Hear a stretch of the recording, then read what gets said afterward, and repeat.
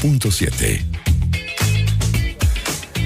Sandra querida, Cristian querido, ¿quieres leer cosas del fin de semana? por favor. ¿Del 18 de septiembre? Por favor, sí. No, lo comentábamos Es sobre... que además me encanta leer esto porque yo siempre lo leo, pero es que ahora lo estoy leyendo con más ganas. Lo comentábamos sobre el final del espacio que estuvo acá nuestro compañero Andrés Huerta, sobre nuevas revelaciones que han ido publicando a través de CIPER, un trabajo fabuloso, periodísticamente fabuloso, y que además va revelando capítulos, yo diría, casi diarios, ¿no? Casi todos los días.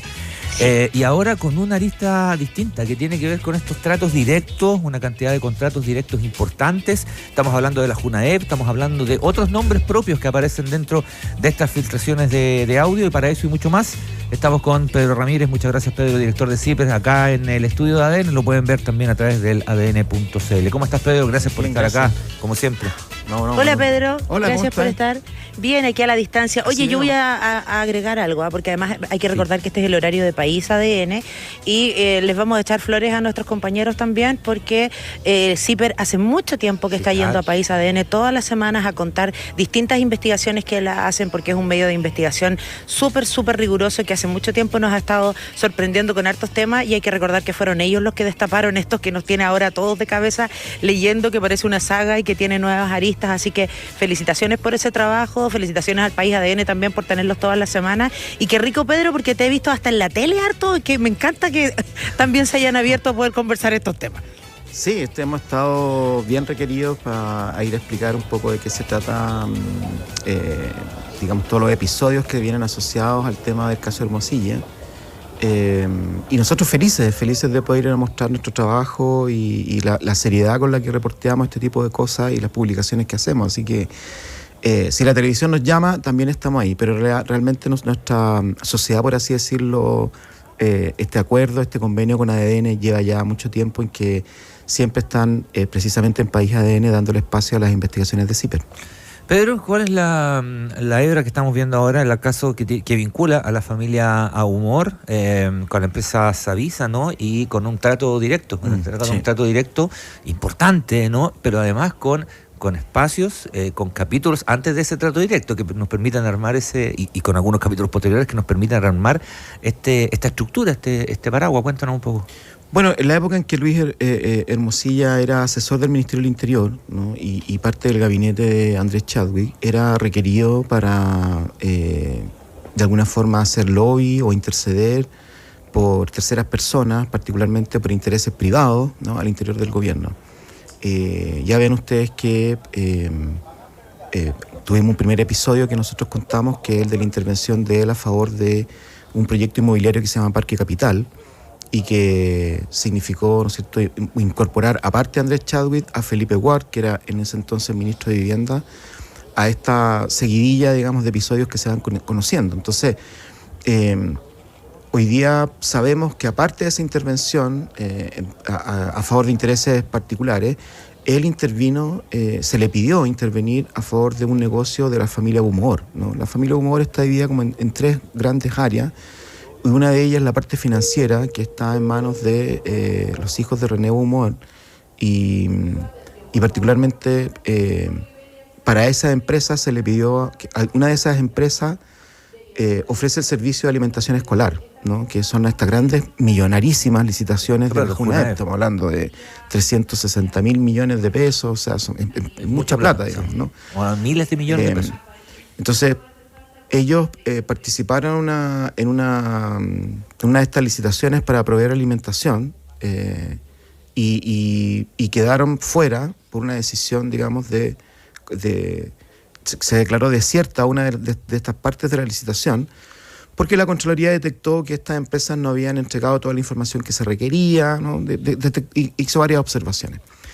Y entonces, en ese momento, lo que hace esta empresa es solicitarle a Hermosilla que haga una gestión interna para conseguir unos documentos que requería con urgencia para poder impugnar, ¿no?, la decisión de Junaep, que los dejó fuera. Documentos que no eran públicos. No eran públicos, claro. No eran documentos reservados, y por lo tanto por eso le pide a Hermosilla que intervenga para conseguir estos documentos por fuera de los canales oficiales, ¿no? Que es lo mismo que se hace con Parque Capital en el Ministerio de Vivienda, ¿no? Que es esta otra intervención que tiene Luis Hermosilla a favor de intereses privados. Y entonces los pide, y en los chats queda en evidencia esto, pero no queda claro si efectivamente los consiguió o no. Pero lo que sí queda claro es que solo 4 días después de haberle pedido esta gestión a Hermosilla, la Junaep le entrega a esta empresa de la familia Humor, por trato directo, sin licitación, un contrato por 126.000 millones de pesos, ¿no? Para entregar alimentación en las regiones de Tarapacá, Antofagasta y Arica, ¿no? Entonces, y eso es lo que nosotros estamos contando hoy día, o sea, que efectivamente después de que ellos pidieron esta ayuda... Pasa nada de tiempo, se le adjudica y se le adjudica de manera de trato directo. Exacto. Logran hacer el negocio finalmente. Lo mismo que anteriormente habían yo quiero insistir en esto porque últimamente se ha estado hablando mucho de que la prensa se ha prestado para operaciones, ¿no es cierto?, para tomar ciertas filtraciones y dirigir, digamos, críticas hacia ciertas personas. Seleccionar, digamos. Yo creo que este artículo muestra muy firmemente cómo CIPER toma filtraciones, pero para nosotros las filtraciones son lo que llamamos datos gatillantes de una investigación. O sea, nosotros no tomamos una filtración y la publicamos tal como viene, sino que trabajamos con ella. Entonces, en este sentido están los chats que han estado apareciendo por gotera, y también nosotros hemos ido recogiéndolos por gotera a partir de nuestras fuentes.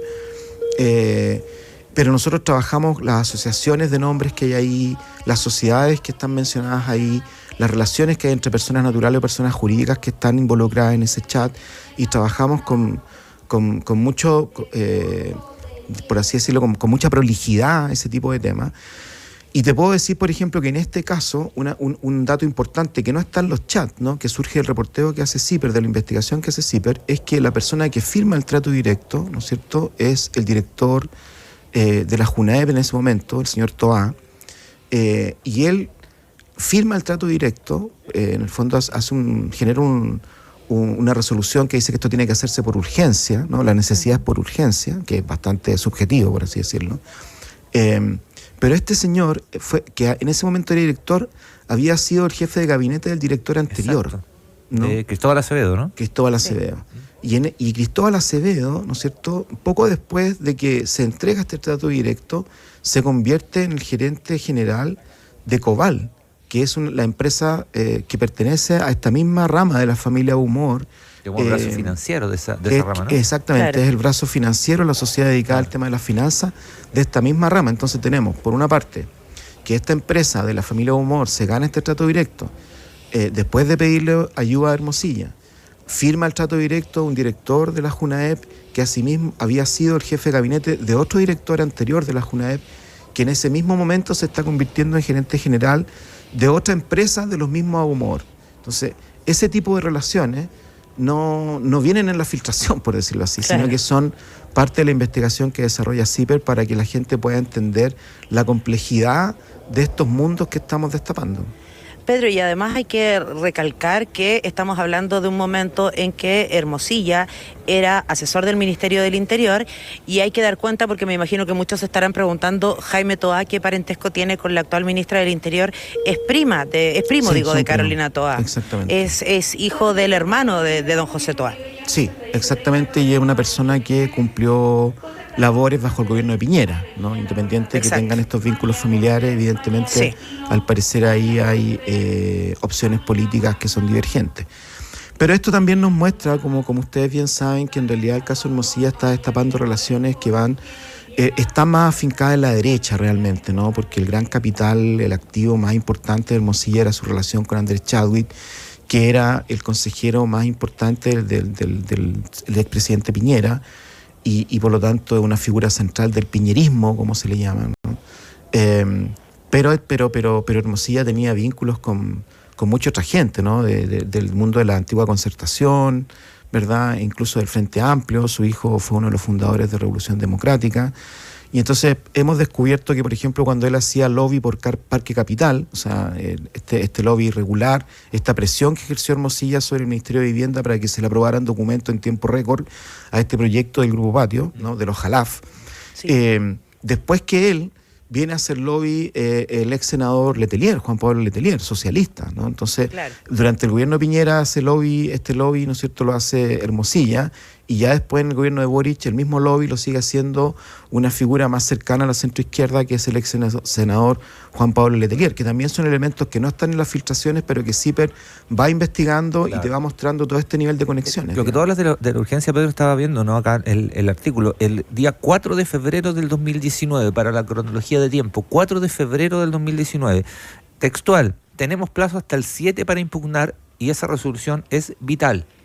Eso dice el mensaje. Le está pidiendo a Hermosilla que le conceda esa resolución que es privada. Y que es perentoria y que es vital. 4 de febrero, tenemos hasta el 7 para impugnar. El 8 de febrero, al día siguiente de ese plazo vital porque dice el mensaje, estamos citando textual. Mensaje el 4, ahí está el 7. El 8 de febrero del 2019 se avisa, se adjudica en trato directo sin concurso, un concurso por 126.334 millones de pesos. Exacto. Así es. Y unos meses después, sí, claro, el ex director de Junaep se convierte en gerente general. Y 4 meses después. Entonces, claro, ahí es donde uno recurre a la sabiduría popular que estábamos hablando antes de entrar al aire, de la sabiduría del campo, ¿no? Cuando tiene cabeza de caballo, patas de caballo, lomos de caballo, es altamente probable que estemos en presencia de un caballo, ¿no? Sí. Y yo pienso que es importante que la gente conozca todas estas relaciones. Muchas de ellas a lo mejor no constituyen ilícito, ¿no? Es una crítica que se está haciendo fuertemente de parte de los grupos que se han visto y las personas que se han visto afectadas respecto de que muchas de estas conductas no constituyen ilícito, no son delitos. Y nosotros somos periodistas, no somos ni abogados, ni fiscales, ni jueces, y no trabajamos únicamente con delitos, sino que nosotros trabajamos con temas de interés público. Y a nosotros nos parece que cuando estamos hablando de la alimentación de los niños más pobres de este país, sí, ¿no? De los niños más vulnerables de este país, es importante que el público se entere de cómo ocurren estas cosas, ¿no? Entonces, independiente de que constituyan o no ilícito, a nosotros nos parece que pedir este tipo de favores o que se produzcan, digamos, este tipo de situaciones, es importante que el público lo conozca, ¿no? Por supuesto que hay otras cosas más graves. En este momento el caso Hermosilla está generando una crisis, yo creo que nunca vista. Yo en toda mi carrera de periodista no había visto una crisis más profunda del Poder Judicial que la que estamos mirando en este momento. O sea, por lo menos en los últimos 34 años en democracia no habíamos visto un momento en que al menos 4 o 5 ministros de la Corte estuvieran enfrentados a denuncias que significan investigaciones de la Comisión de Ética de la propia Corte y también eventuales acusaciones constitucionales, ¿no? Y antes del periodo de la democracia, digamos, durante la dictadura, bueno, la Corte Suprema se desprestigió por sí sola, digamos, al abandonar a los ciudadanos que requerían su protección, requiriendo justicia. Entonces, pero lo que tenemos ahora, yo creo que de pronto, como nos quedamos con los nombres más potentes, los ministros, ¿no es cierto?, los ministros de Corte, se nos pierden de vista estos otros episodios como las intervenciones que hacía Hermosilla para generar, asegurar negocios, ¿no? O sea, yo creo que finalmente uno puede preguntarse si lo que él buscaba era poder para poder desarrollar un negocio en el que las entidades públicas tomaban resoluciones a favor de intereses particulares que él representaba, o generar la nominación de fiscales o de ministros de altas cortes, de Corte de Apelación y de Corte Suprema, para que después fallaran o le facilitaran información reservada que le sirviera para su propio negocio con sus clientes privados. Pedro, cuando tú hablas de la labor periodística que ha hecho CIPER, que es tremenda, ¿no?, y que por suerte ha estado teniendo el reconocimiento también que merece, uno piensa inevitablemente en la esfera de poder en la que se está metiendo. Y también me gustaría saber si ustedes como equipo han recibido algún tipo de amedrentamiento, de amenaza, porque recordábamos el otro día con Mauricio Weibel a propósito de la condena que se dio por primera vez a Shafik Nassal, por ejemplo, a propósito de investigar y de alguna manera de espiar a un periodista, que él decía, ¿no?, estos malditos de CIPER, decíamos nosotros para no citar textualmente, ya en esa época, ¿no? Hoy en día han recibido, no sé, me imagino que insultos varios, pero algo más allá, algo más grave. Bueno, mira, lo primero que te voy a responder es que nosotros cuando decidimos tomar un tema, nunca ponemos en la balanza el daño que ese tema eventualmente podría hacerle CIPER por el lado de que sufra amedrentamientos, querellas, acciones judiciales. ¿Sí? En ese sentido, yo creo que si nosotros pusiéramos dentro de los factores que determinan que publiquemos o no publiquemos algo, jamás habríamos publicado un artículo que sabíamos que nos iba a enfrentar con los intereses de ministros de la Corte Suprema, porque en el fondo, si un ciudadano, y en este caso CIPER, ¿no es cierto?, como persona jurídica, llega a caer en un juicio y tiene que enfrentarse con la Corte Suprema, después de todo este ruido que nosotros hemos hecho, muy probablemente nos va a ir mal. Y yo creo que eso, y como tú lo sabes, Sandra, yo creo que eso sí en otros medios de comunicación se pone sobre la balanza, ¿no? Sí, claro. Y es legítimo que así sea. Yo no estoy juzgando a los otros medios respecto de las decisiones que ellos toman, ¿no? Pero yo quiero que el público sepa que nosotros tal vez somos un poco... ¿Kamikaze? Kamikaze, suicida, ¿no es cierto? En que nosotros creemos que el prestigio de un periodista se genera precisamente cuando es capaz de rebelarse contra este tipo de cosas y demostrarle al público que no está haciendo este tipo de cálculos, ¿verdad? Y que cuando nosotros decidimos tomar un tema para desarrollarlo es porque realmente ahí está comprometido el interés público y nunca nos estamos preguntando cómo puede afectar esto a CIPER, y menos aún los periodistas de CIPER, incluyéndome a mí como su director, preguntándome cómo va a afectar esto a mi carrera, digamos, ¿no? O sea, porque en ese momento uno deja de ser periodista y se pierde la dignidad que requiere una profesión tan noble como esta para entregarle la información de calidad a la gente, para que la gente se entere de lo que está pasando en el país y tome buenas decisiones. Eso es por una parte. Y lo segundo que te quería decir es que en realidad yo creo que a nosotros en general nunca recibimos llamados para presionar o para amedrentar. Yo creo que la gente que se dedica a hacer llamados para presionar a los medios, que muchas veces vienen desde las empresas de las comunicaciones corporativas, sabe que en CIPER no le va a ir bien, ¿no? Y que incluso se puede convertir hasta en noticia que se hagan este tipo de intervenciones para que CIPER no publique o deje de publicar algo.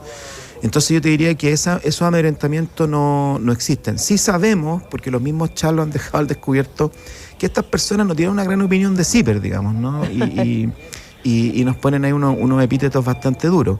Pero ¿sabes qué? Yo creo que eso también habla bien de CIPER, ¿no? Que el ex jefe de inteligencia que está acusado de haber intervenido ilegalmente en los teléfonos de periodistas nos trate de esa manera, yo creo que también nos confiere que hay respeto de su parte hacia nosotros, porque sabe que cuando entramos en este tipo de temas podemos hacer daño en la medida en que los tocamos de una manera profesional y con mucha calidad en la entrega informativa. En ese aspecto, Pedro, estaba algo que mencionaste, ¿no? Y lo hemos hablado porque obviamente hemos hablado del caso durante todo el tiempo. Hay la distinción respecto a mucha gente se ha detenido en esto constituye o no constituye delito, ¿no? O esto constituye o no constituye una información de tipo privado, una conversación de tipo privada. No entrar en esa discusión. Lo que revela respecto al interés público, además de temas que son de sumo interés o deberían ser de sumo interés popular, es un modo de actuar, ¿no? Es una maniobra que uno podía presumir, que intuir, que uno dice las cosas se hacen de esa manera, en donde este concepto que siempre nos han vendido, ¿no? De la meritocracia se pulveriza. Se pulveriza en buena medida por quienes más levantaron el concepto de la meritocracia. ¿Sabes qué? Tú estudia harto, esfuérzate harto, emprendedor, sácate la cresta y podéis llegar. Y no, o sea, hay momentos en que es agarrar un telefonazo, participar, influir y tomar ahí decisiones que además, en este caso, involucran erarios públicos. Entonces, es una manera y es una maniobra, como que fue una bofetada y un despertar de algo que intuíamos, que presumíamos, que podíamos estar hasta seguros, pero ya cuando lo ves de manera, tangible, te produce igualmente un remesón. No tiene que ver solamente, obviamente la lista del delito es una lista súper potente, pero no tiene que ver solamente con cometer o no un delito. Mira, yo creo que lo que tú estás señalando es muy cierto, digamos, en la experiencia que nosotros tenemos como periodistas de investigación, ya desarrollando este trabajo hace muchos años, es que evidentemente todos nosotros como periodistas y también como ciudadanos sabíamos que estas cosas se hacían así, pero es distinto saber cómo se hacen exactamente, ¿no? Y ver las conversaciones que llegan a ser conversaciones, ¿no es cierto?, que claro, están en el ámbito de lo privado, pero donde se habla con una franqueza y una desprolijidad y con un desparpajo, ¿no es cierto?, que es chocante finalmente, ¿no?, para el público y para la gente que no tiene la capacidad de comprar intervenciones a tu favor, digamos, ¿no?, que en el fondo efectivamente dependes de tu propio mérito. Y en este país, cuando uno se llama Ramírez, Hernández, Soto, González, ¿no es cierto?, y viene de un liceo como el Liceo Valentín Letelier o de un liceo con números, las cosas cuestan bastante más que en este mundo en el que estamos mirando hoy día, ¿no? Abriendo esta caja y echando una mirada adentro para ver cómo se resuelven las cosas, ¿no? Y yo creo que eso es uno de los puntos que provoca más indignación e interés por parte del público. Nosotros siempre supimos que había financiamiento ilegal de la política, era cosa de ver las campañas, pero no sabíamos cómo funcionaba hasta que una persona, Hugo Bravo, fue abandonado por sus jefes, que eran los dueños del grupo Penta, abandonado a su suerte. Entonces él decidió colaborar con la justicia y mostrar cómo el grupo Penta evadía impuestos por muchos mecanismos, uno de los cuales, y el más pequeño de todos, era el financiamiento ilegal de la política.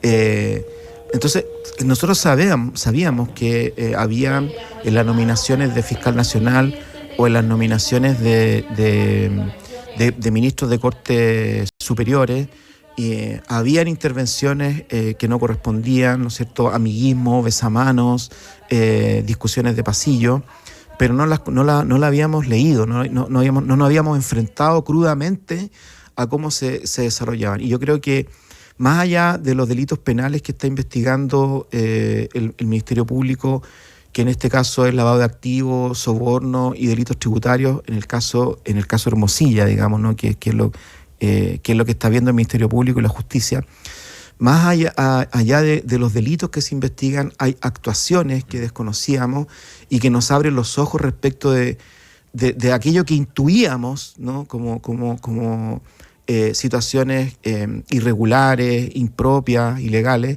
efectivamente acontecían en un nivel que a lo mejor no nos imaginábamos, ¿no? Entonces, creo que el valor de toda esta investigación periodística que ha hecho CIPER desde la publicación del audio mismo hasta ahora, en que nos enfrentamos al allanamiento en el domicilio de una ministra de la Corte Suprema hace muy poco, hace unos minutos atrás, Carabineros llegando a la casa de una ministra de la Corte Suprema para sacar de ahí computadores, celulares, pendrive.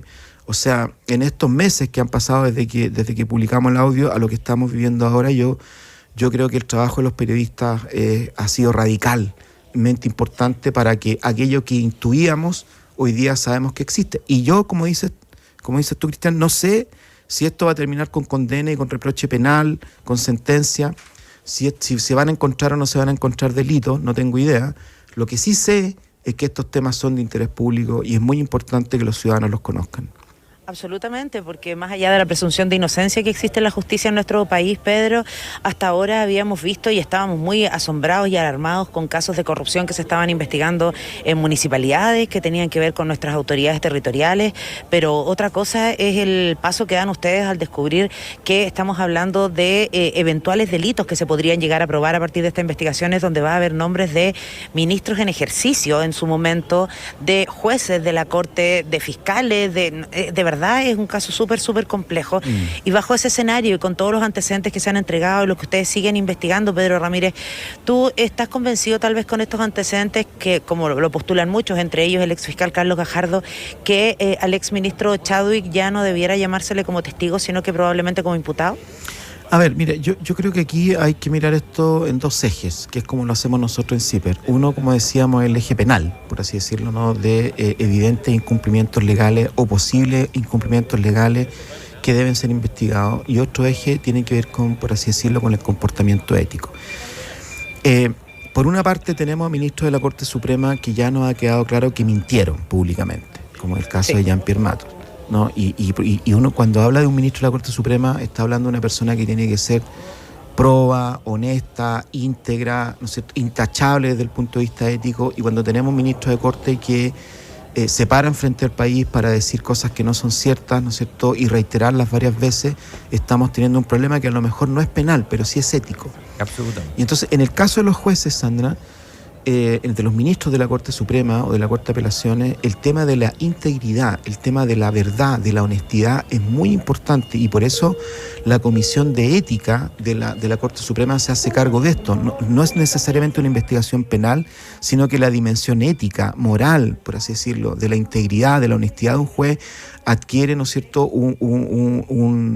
una mirada mucho más amplia, por así decirlo, o tan importante como la parte penal, por así decirlo. Entonces, yo quiero manifestar que en el tema de los jueces, ¿no es cierto?, para nosotros como periodistas de CIPER es tan importante el incumplimiento legal, el delito, como la falta ética, por así decirlo. Y en ese sentido, puede que un juez o un ministro deje su magistratura precisamente por un problema ético más que por un problema penal. Y en estos momentos tenemos 4 o 5 ministros que están siendo investigados por conducta ética que eventualmente también podrían significar delito.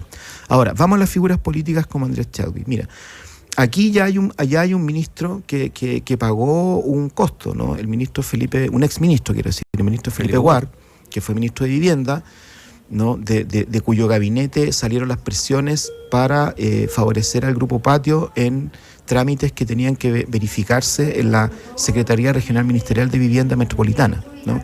Yo no estoy diciendo que Felipe Ward impartió órdenes para proveer, digamos, los documentos que estaba pidiendo Hermosilla irregularmente o saltándose la fila, pero sí sabemos que de su gabinete, no sé si de él, pero al menos de su gabinete, sí salieron esas presiones porque el Ceremi lo reconoció, ¿no?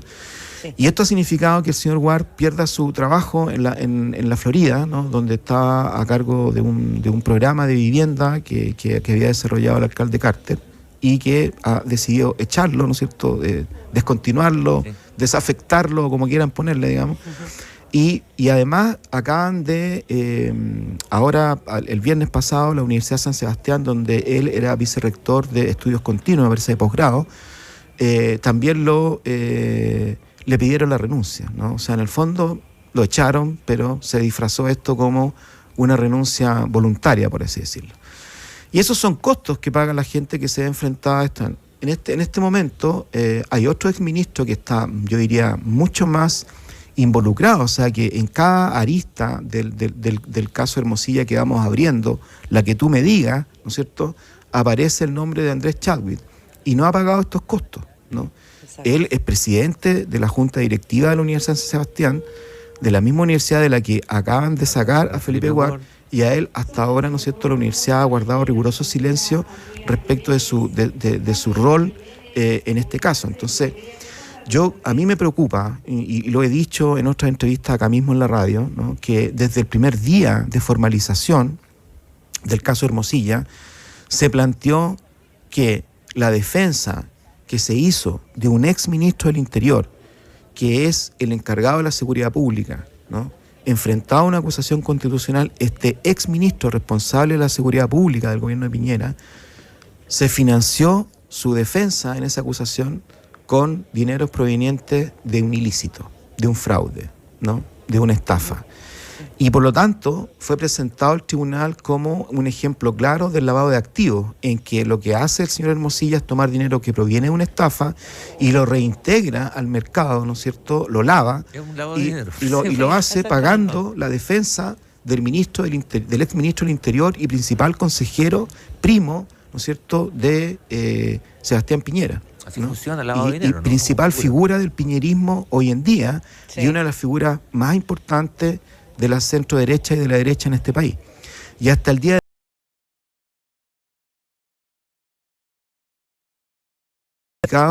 si esto es cierto o no, ¿no?, o cuál es el rol que él tuvo en esa defensa, si sabía o no sabía que estos dineros provenían o no a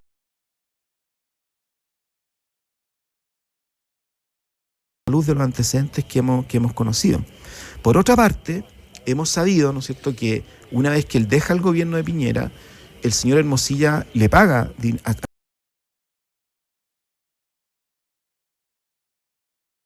17 transferencias y otro número importante de cheques.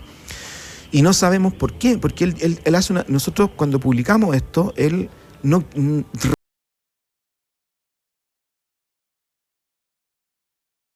dice, no quiero participar en este reportaje de CIPER, cosa que nosotros pusimos en el reportaje.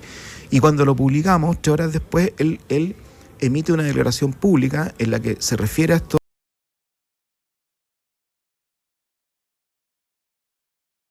La diferencia es que cuando tú haces una declaración pública no te expones a las contrapreguntas de los periodistas. Sí, claro, ¿no? Es distinto. Y entonces en esa declaración lo que dice Chadwick es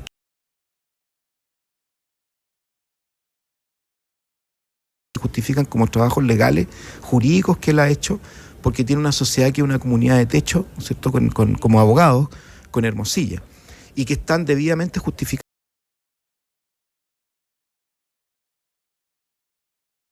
Si algo aprendimos del caso Penta y del caso NCQM es que las boletas de honorario aguantan de todo, ¿no es cierto? Todo, yo en la glosa puedo poner lo que quiera, exacto, lo que sea. Y me pueden estar pagando cualquier cosa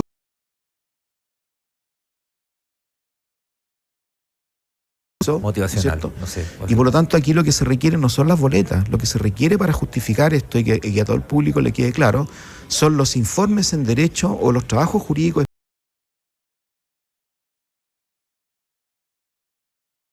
Cuando le hicimos las consultas en CIPER le habríamos hecho esta misma contrapregunta, pero no se pudo porque él decidió no participar en el reportaje y enviar después una declaración. Pero además,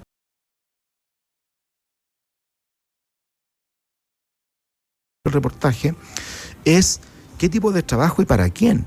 Porque si él me está diciendo que estos trabajos se hicieron para Factó, para los hermanos Sauer, para los hermanos Jalaf, para el Grupo Patio, estamos hablando de las mismas personas que hoy día están involucradas en el ilícito que investiga el Ministerio Público, ¿no? Entonces, no basta decir, oiga, ¿sabe que yo hice trabajo jurídico?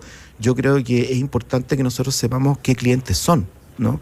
Y si efectivamente podría tratarse de clientes que tienen alguna relación con la misma estafa y defraudación que dio origen a este caso. Entonces, mira, a mí no me gusta hacerme cargo de temas que son más bien políticos. Nosotros publicamos, nuestro tema es la investigación de sucesos que ya ocurrieron, ¿no?